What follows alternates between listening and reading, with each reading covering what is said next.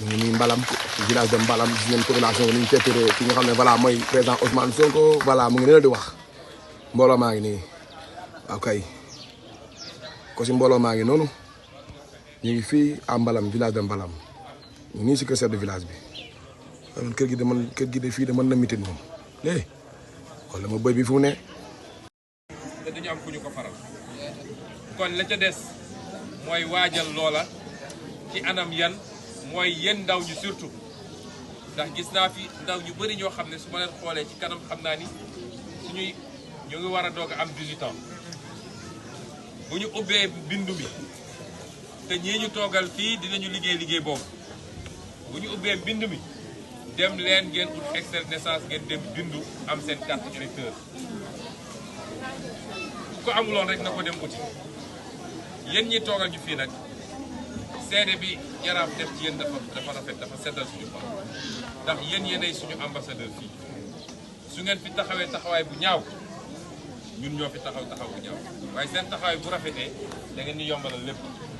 kon na ngeen continuer ci loolu waaye encadré leen jeunes yi ñu bindu ji continuer leen di taxawal ay cellules waaye continuer leen di sensibiliser Sénégalais yi. gis nga élection bii di ñëw bu ñu juumee ba tànn président bu bon xam nga fi mu ne nii ñëpp a ngi souffrir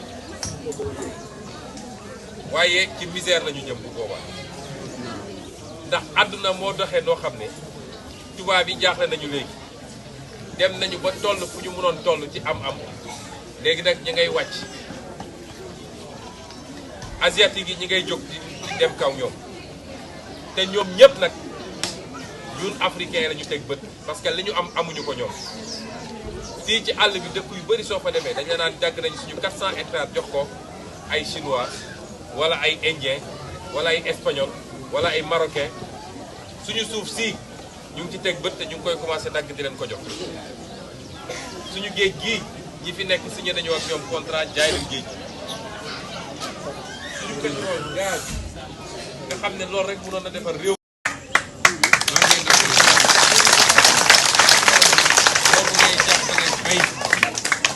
dangay fexe ba gannaaw boo leen joxalee loolu yëpp bu ñu bayee ba pare nga jënd gerte gi ak dugub beeg lépp lu ñu bay nga jënd ko ci ñoom ci njëg bu baax moo gën nga leen di imposer njëg boo xam ne dañuy jaay rek parce que mënuñoo bañ a jaay ndax xiif dugg na coono gi bëri na waaye ñoom seen bopp xam nañ ni dañuy jaay matul seen ñàkk ji ñu daj ci ñetti weer ci nawet bi di bay ci naaj bi ak ci taw lii la ñu waroon def ci réew mi te safaan ba la ñuy def mooy jël nañu miliyaaru réew mi yëpp dem suul ko diggante Dakar ak Diamniadio pour rek ñu ne gis leen pour rek ñu ne étage bu nga boo gisee étage bu toll nii Paris di nga ko gis Dakar gis nga Paris balaa muy tabax étage